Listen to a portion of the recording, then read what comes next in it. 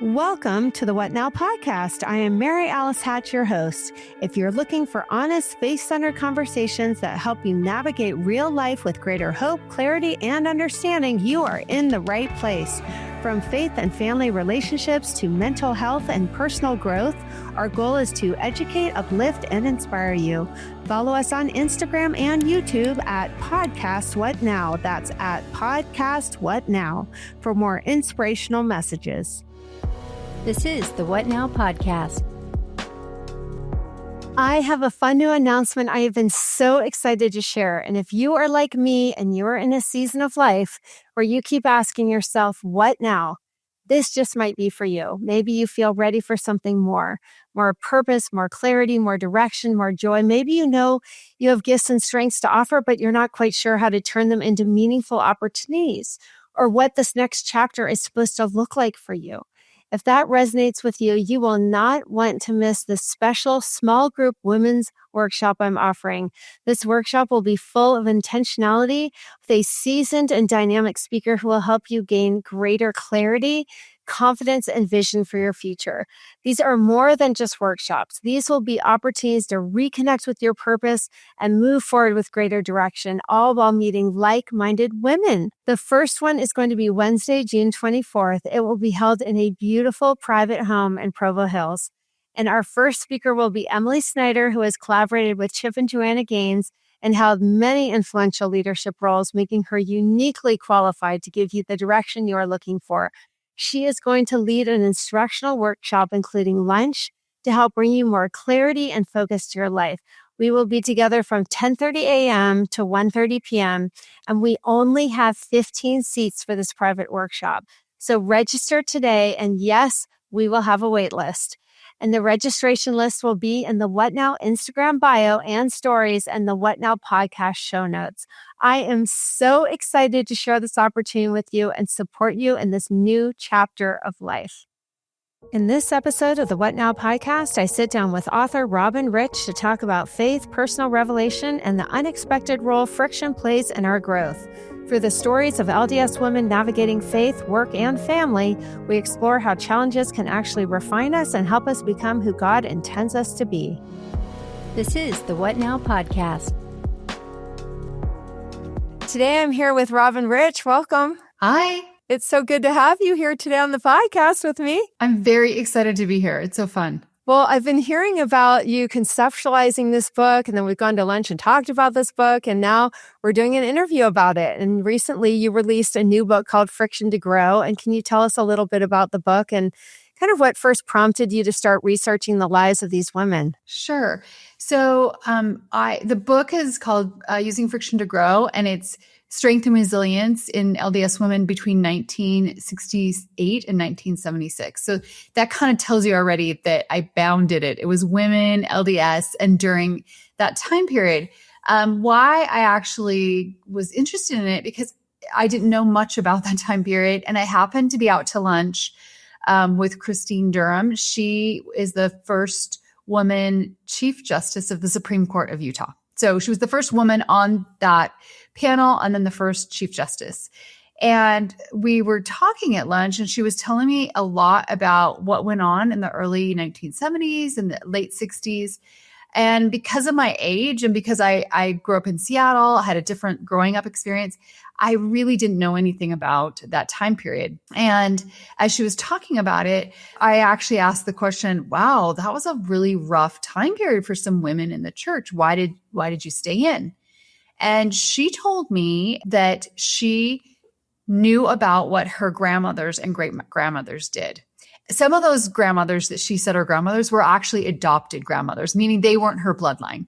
But she actually knew what they did, that they stood up and were suffragettes and did a lot of different things in their life.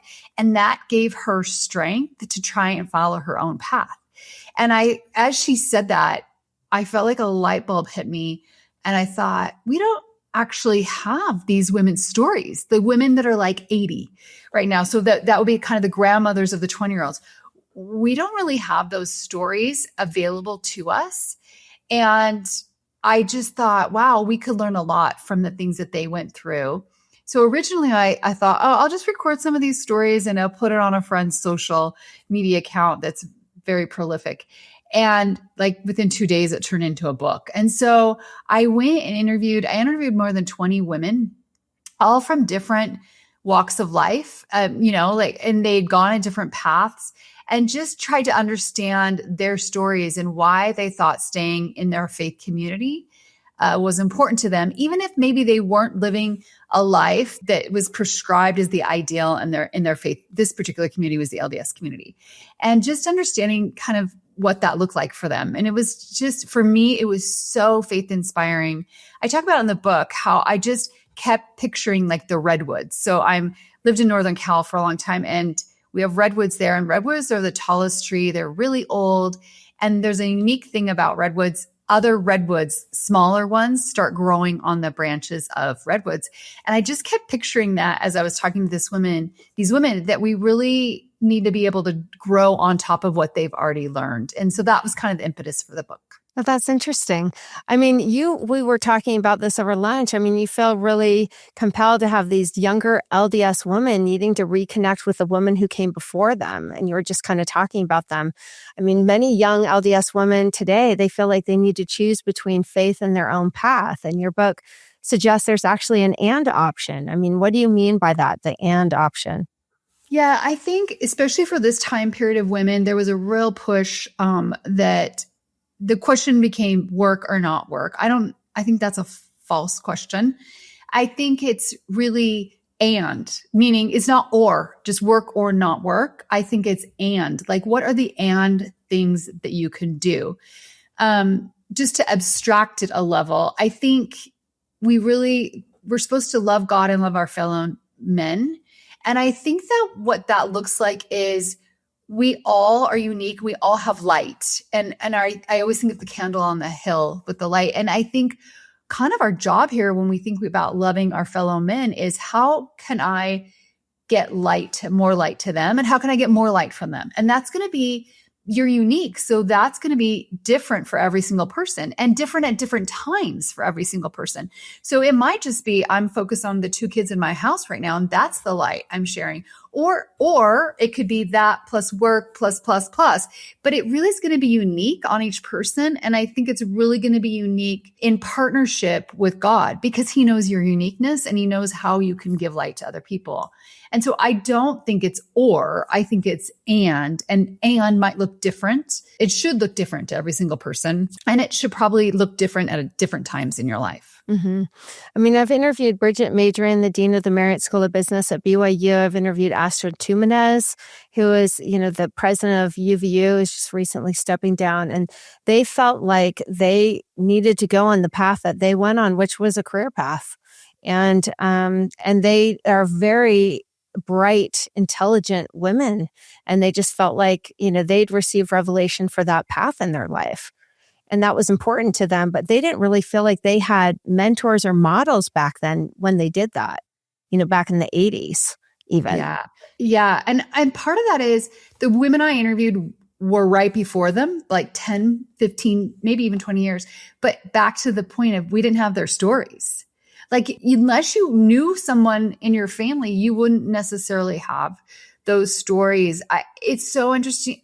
Stories are so powerful. I was just at a gathering of about 60 women, and we were discussing this topic and my book, and most of the people had read the book. And what was really interesting to me is kind of my generation was there, and yours too, Mary Alice. And they were saying, yeah, we really haven't told our stories to our kids. And I was at another meeting where it was the older generation that had helped me on the book. And they were saying most of them had told me they hadn't told their story to their own children. And I think that's why grandmothers can play such an important role. We're still in the middle of our story. Like, I'm still in the middle of my story. I'm not saying the grandmothers aren't in the middle of their story. I do think they have a little bit more perspective on some of these things that seem so hard and so rough for us when you're making those and decisions, like, should I do this and they already have kind of made some of those decisions and have really great perspective. And so I think they can give those stories to the younger generation. It's really interesting because quite a few actually in my book mention their grandmothers and how part of the reason they chose to do what they did is because of what learnings that they had from their grandmothers. And so there's something about like that, just a little bit removed, that has some wisdom that can give you principles that'll apply in your life. And it's sad to me because, you know, when I go to church, a lot of times when we bring up women for models, they're in the scriptures. So like thousands of years ago, or we'll bring up somebody that is like Emma or Eliza, like people that are 200 years ago. So it's really hard to try and apply some of those principles to us today. But to apply my grandmother's age, that's still within, I can know something about them. So I think that's why. And not to be super long-winded, but here I go. The other thing is those women that I interviewed had social issues that were really going on, like strong at that time. In the late 60s and early 70s, they were doing the civil rights movement. Within the LDS church, Blacks could not hold the priesthood. So that was like a huge friction. A lot of the women I interviewed actually marched on their college campuses for civil rights. And then they would go to church and be like, well, actually, we don't have any this in our church, you know? So they had that going on. They also had this huge movement of women being able to go in the workforce and kind of getting checking accounts. And at the time that women couldn't have checking accounts, they couldn't a lot of times get financial aid for college. They didn't go to college. There was a lot, they couldn't have credit cards. Like, so there are all these things that were starting to move and change for them. And I think this younger generation has as much idealism and things changing for them as well, that they have a real opportunity to just embrace it. And these women had that same thing happen for their time period. It's interesting because, I mean, throughout church history, there's often been this strong cultural narrative about the ideal role of women.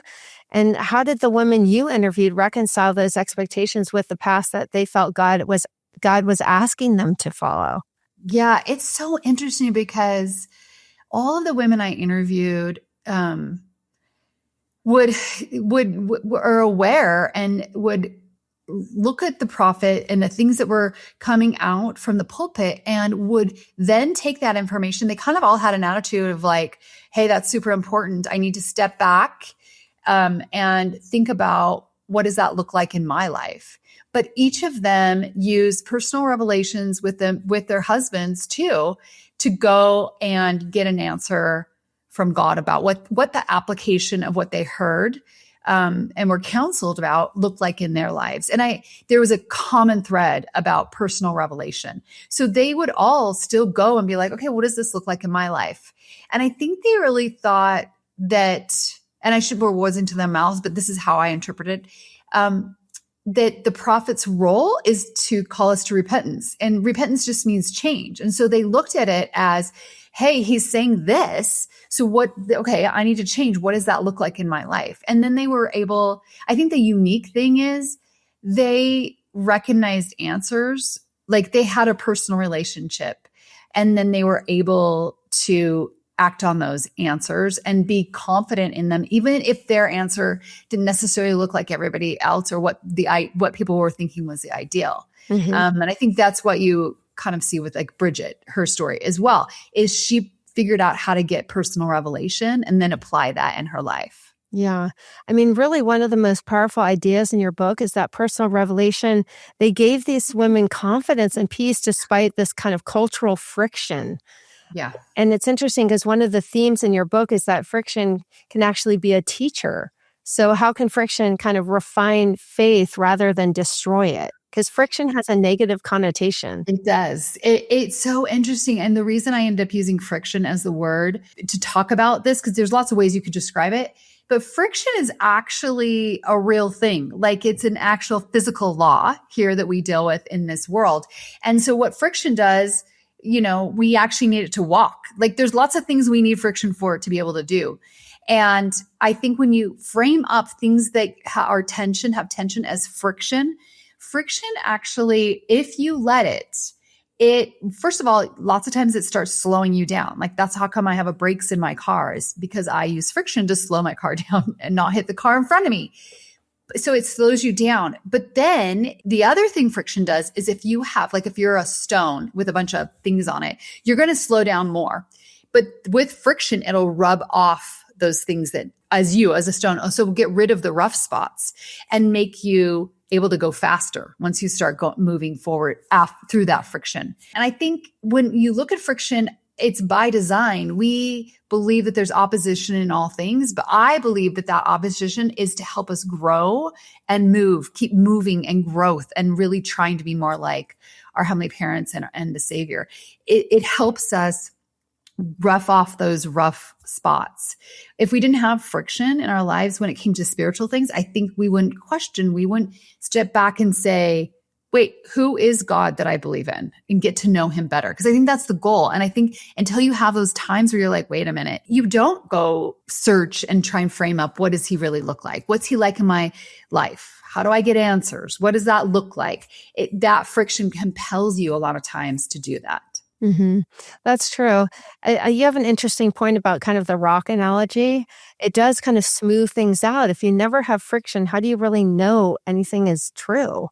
Yeah. I don't know. Like, you'd have to kind of really test yourself to see what it is you're thinking about, and go to the Lord and see if it's actually true and accurate for you. Right? I mean, that's what feels like that friction. And people are a little scared of that. Yeah, people are scared of it. But if you step back and think about it, to your point, like, unless you really have that friction, you're just cruising along. Like, you're not stepping back and asking or trying to figure out. I mean, I think we have to go through that exercise of my belief of God was based on learnings that I got from my family or as a little kid, right? I got somewhere. And they might not all be correct based on your experience and your worldview. And so friction just allows you, when that happens, friction usually is something against what you maybe have decided that's what it looks like. And then you have this friction happen where you're like, wait a minute, this doesn't feel good. Like, this isn't what I thought. It makes you step back and go, okay, what is it then? Do I need to discard some of the things? Just using some examples from the book, every single one of those women had really good experiences in the church and then some not so pleasant experiences. The pleasant experiences, those were anticipated and they just thought that's what it would be like, right? Right. The unpleasant experiences are what made them continually go back in prayer and say, what about this? Is this still the right course of action for me? Am I receiving this information right? What does this look like? And they were able to get information. I think it also helped them have more empathy for the journey for everyone else. Because if that's happening to you when you're like, I'm having maybe a not great experience. Yeah. Like, then you work through it, you realize you're not the only one. And you have a lot more, someone else's friction is going to look different than yours potentially, and what causes you to have friction. But you just end up with more empathy for everybody else, thinking, yeah, we're all just kind of trying to figure this out as we go. I mean, you talk a little bit about the book about their advice. Like, what advice did these women give about how to stay spiritually grounded when something in the church culture feels really difficult and painful? Some of the things they listed were really difficult. I mean, I think it would be hard to stay with some of the experiences some of these women had.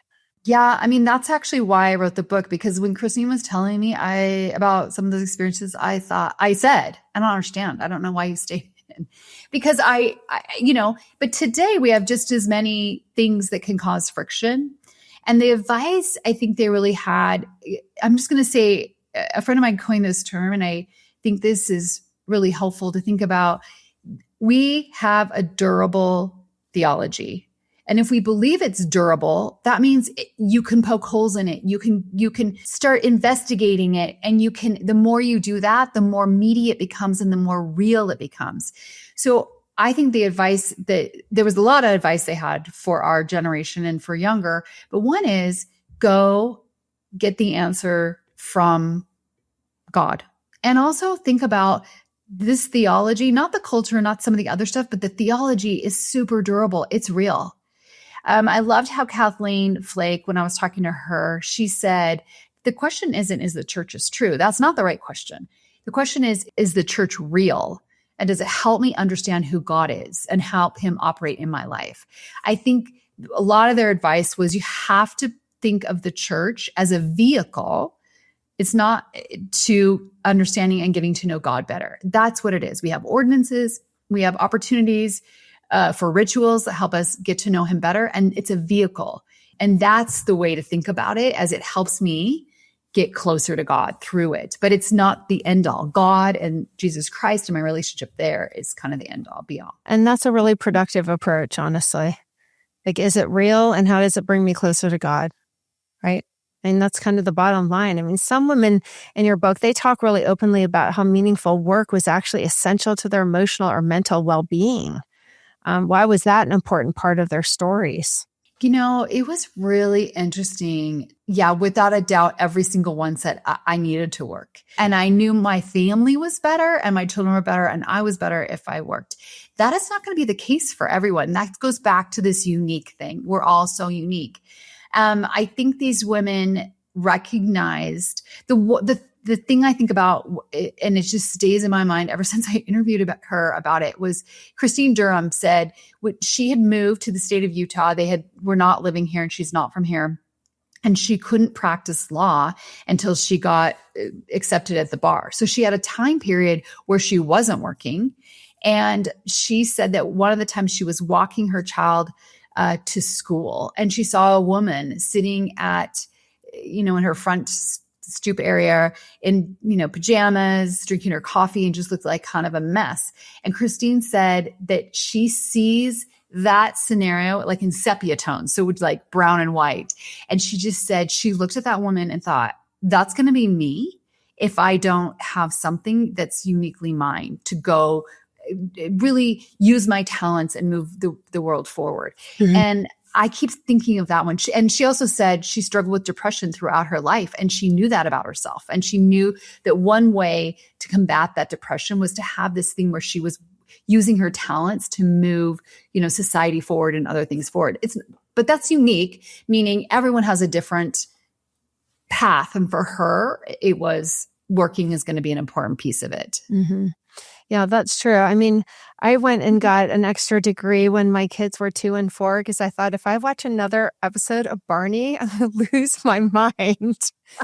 And so I just felt like that was something I should do. And I did do like a virtual degree through that when my kids were young. And it actually gave me a lot of like focus and purpose at that time. Like my kids are amazing. And I love being a mom and I was able to stay at home with my kids, but I felt like I needed that actual that extra intellectual stimulation, and we are a culture of learning.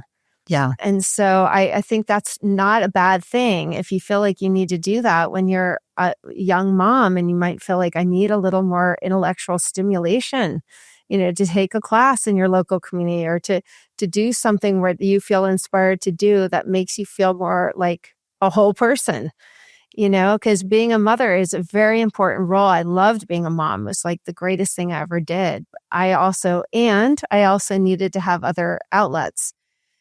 So it's interesting because one thing in the history of this too is many of the early LDS women in the late 19th century, they were doctors, writers, activists, and leaders.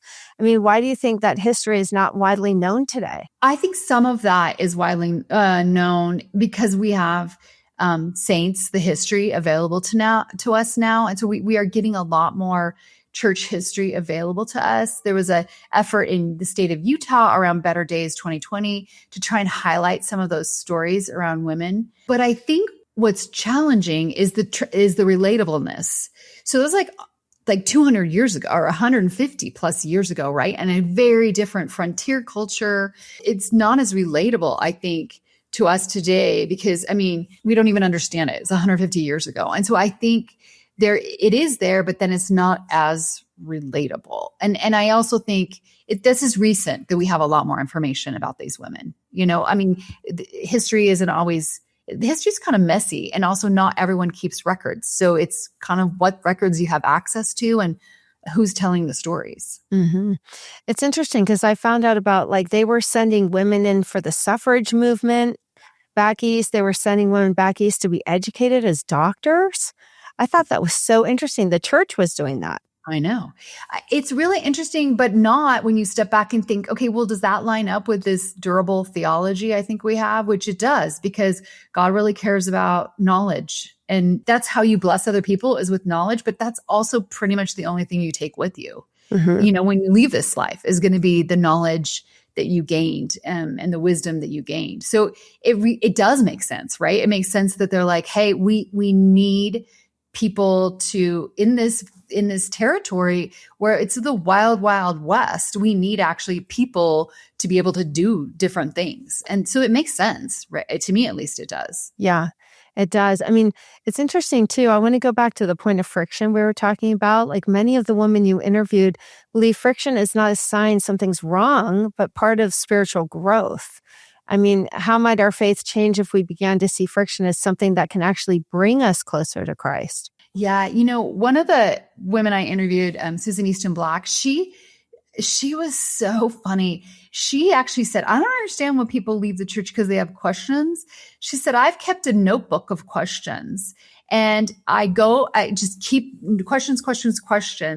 And then when she finds the answer, I mean, she's part of this generation. So she's been around a while with this notebook of questions and she writes, she marks off that she has the answer. And then she said that she's got 92% of them answered at this point. Over time, they get answered. And she said, I stay in because the questions that get answered.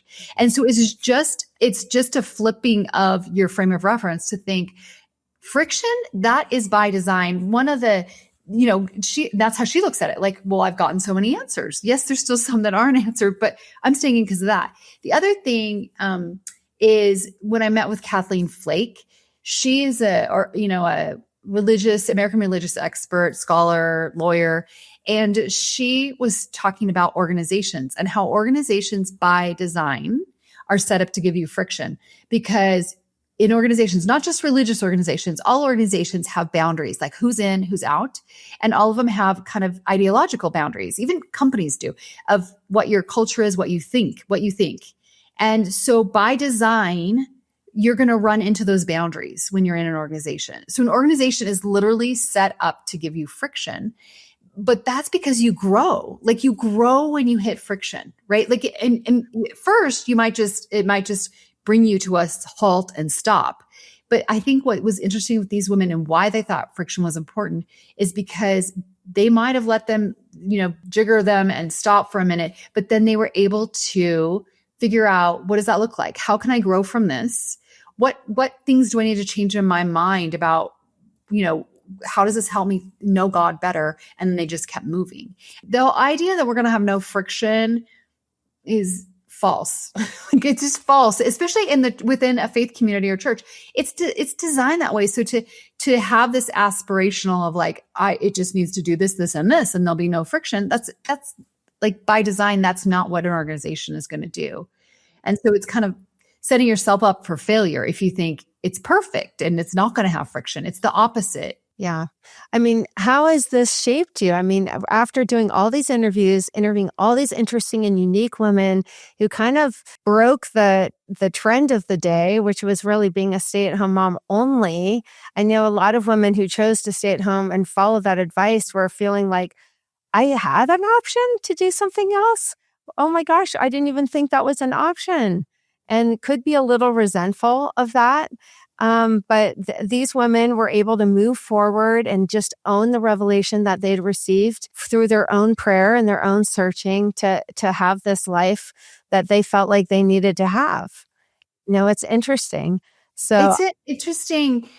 I know that there are some people, one of the women I interviewed, she said, my friends today are a little annoyed that people that are in church leadership that are women worked and that they're annoyed because they just followed the prophet and didn't work. And this woman I interviewed said, yeah, I kind of just looked at him and thought, well, I prayed about it and got my answer to do this thing, to work and have a career. And she said, and I just was really confident in that. So I'm not angry now because I'm just assuming that other person went, that they're angry that they're in that position, that person went and got their answer. And that's what they did. And I think if we could all just go get our answers and then give everybody the grace to assume that's what they're doing and the path that they're on, is where they've got an answer. And even if they didn't, what is it our business, by the way? Because guess what? God's going to work with them on whatever they choose. Mm-hmm. I mean, we've all been in situations that maybe we didn't listen to a prompting. I mean, I'm sure you've always listened to all yours, Mary Alice, but some of us have had times. Not perfect. Yeah. That haven't. And you know what? God still worked with you. God still worked with me on those times, and it was a huge learning experience. And so I think we could just give grace to everyone. I think one of the things when I was researching this time period and in the church, both sides, like women that worked and women that didn't work, had so much, there was a lot of friction and a lot of tension, and they were very conflicted. So nobody got off great, right? Like, meaning the women that worked were like, okay, I'm just working. And the women that didn't work were like, I wish I was working, but I'm not working. There was just a lot going on. And I think maybe if there was a little bit more grace just to say, okay, well, they're doing that. That's their path. I'm going to do this. This is my path. And I feel good about it. People could have really marshaled a lot more resources within their wards and areas to really help each other versus having kind of that, even having more friction. I mean, not because I've said friction is good, but sometimes too much friction does cause you to completely stop and not be able to move. Yeah. I like how you're talking about being supportive, like women supporting other women. I think that's really important. We don't have to judge. We can show grace and we can help each other progress. I think that's a great message. So where can we find your book? My book is available at some bookstores, and then it came out from BCC Press. And so it's on Amazon as well. The easiest way, I think, is Amazon to get it. Well, thank you so much for being with us today. I love talking with you, and thanks for all the work that you're doing to support women, help them feel confident in their decisions. You too, Mary Alice. Thanks for having me. Thanks. This is the What Now Podcast.